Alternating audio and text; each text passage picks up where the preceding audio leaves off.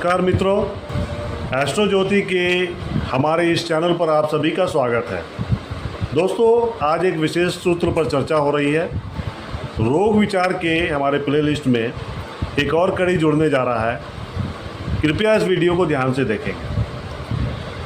दोस्तों, वृष लगन की कुंडली में यदि चतुर्थ स्थान पर राहु स्थित हो और उस राहु पर अन्य पाप ग्रहों जैसे शनि, मंगल, केतु आदि की दृष्टि हो, साथ में लग्नेश शुक्र कमजोर, नीचस्थ, अस्त या पाप ग्रह में हो, तो ऐसे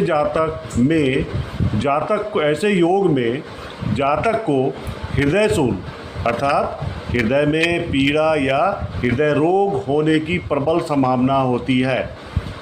हम इस योग का ज्योतिषीय विश्लेषण करेंगे, साथ में तार्किक रूप से कारण बताएंगे कि ऐसा कैसे हो सकता है।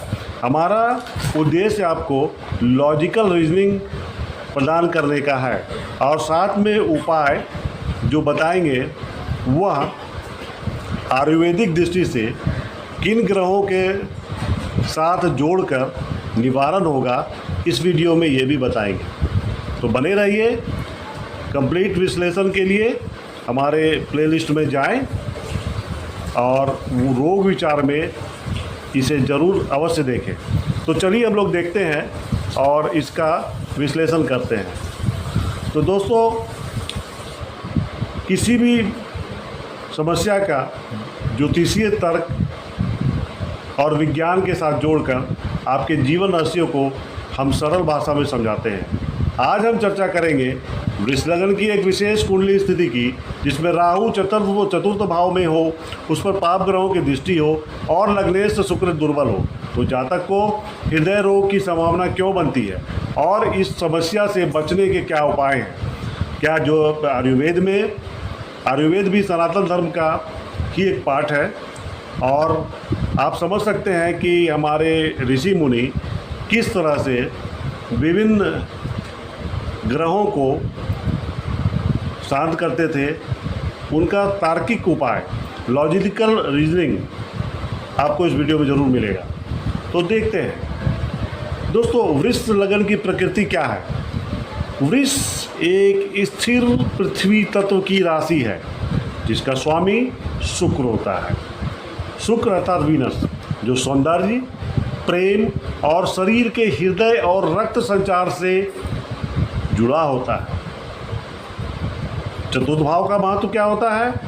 चतुर्थ भाव हमारे हृदय, भावात्मक स्थिरता, माता और घर के सुख का प्रतीक है। जब इस भाव में राहु आता है तो वह विकृत कल्पनाओं, चिंता और मानसिक तनाव को जन्म देता है। राहु पर पाप ग्रह की दृष्टि का क्या प्रभाव है वो जानिए।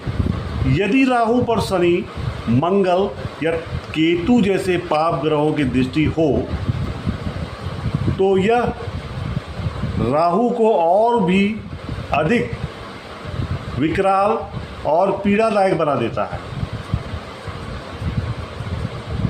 शनि मानसिक दबाव देता है, मंगल रक्त प्रभाव में उत्तेजना, केतु अवसाद और विच्छेदकारी ऊर्जा देता है। और दोस्तों, इसके अलावा निर्बल शुक्र यदि नीच अर्थात कन्या राशि में, अस्त या शत्रु भाव में हो तो यह शरीर के वीर, रक्त और हृदय के सौम्य संतुलन को प्रभावित करता है।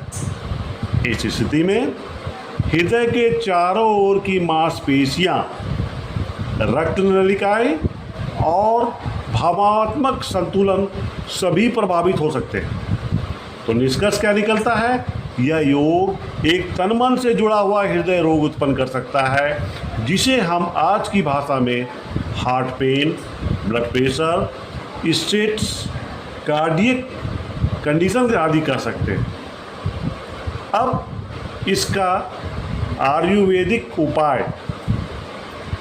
अब बात करते हैं उपायों की।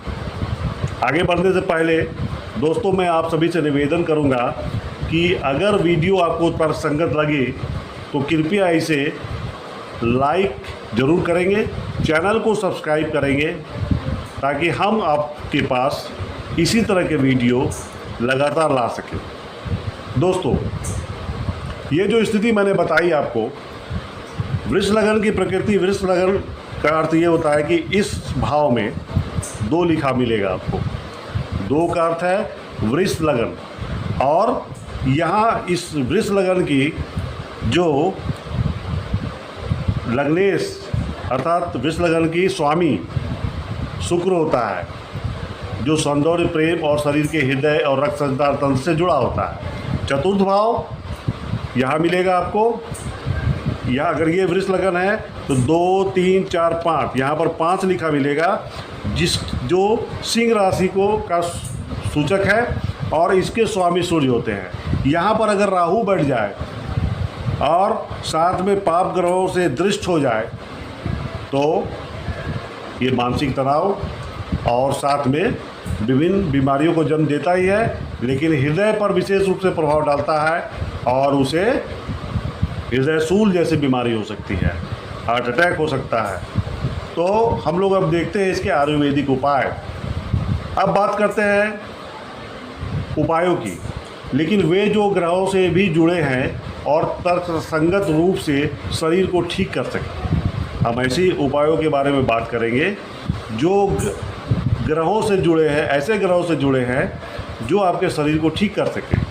सबसे पहले शुक्र जो कि वृषभ राशि के स्वामी हैं और वो कमज़ोर स्थिति में हैं, उनके लिए अर्जुन वृक्ष की छाल को उबालकर सुबह शाम पिए, उसका सेवन करें। यह हृदय की मांसपेशियों को मजबूत करता है, ब्लड फ्लो को संतुलित करता है और शुक्र की शीतलता प्रदान करता है। ज्योतिषीय दृष्टि से यह शुक्र और चंद्र से जुड़ा है। दूसरी ओर राहु के लिए, राहु आपके कुंडली में इस भाव में है, चतुर्थ भाव में, जो कि सिंह राशि में है। राहु सिंह राशि का स्वामी सूर्य होता है। आपके जानकारी के लिए बता दूं, राहु और सूर्य में बहुत ज़्यादा ही शत्रुता की भावना होती है। तो राहु के लिए आपको शंखपुष्पी या ब्राह्मी, जो तनाव और चिंता को दूर करने के लिए उपयोग में आता है, यह मस्तिष्क को शांत करता है और राहु की भ्रमकारी ऊर्जा को नियंत्रित करता है। यह बुध और राहु दोनों के लिए उपयोगी होता है। अब आते हैं शनि के लिए। शनि के लिए तिल के तेल का मालिश और ध्यान। हर शनिवार तिल के तेल से सिर और पैरों की मालिश। दोस्तों, आपने देखा होगा कि तिल का तेल शनिवार को शनि महाराज को खुश करने के लिए जलाया जाता है। तो यह वैसी तिल के मालिश से आपके सिर और पैरों की मालिश होगा। इससे नसों में स्थिरता आएगी, रक्त संचार नियंत्रित होगा और नियमित ध्यान से मन शांत होता है। शनि की स्थिरता और मानसिक दबाव कम करने में सहायक होता है। अब शनि चूँकि पाप ग्रह है और इसकी दृष्टि अगर यहाँ पड़ रही है तो इस उपाय का करना बहुत ही अत्यंत आवश्यक है। इसी प्रकार मंगल भी एक पाप ग्रह होता है, उसके लिए भी हमें कुछ करना पड़ेगा।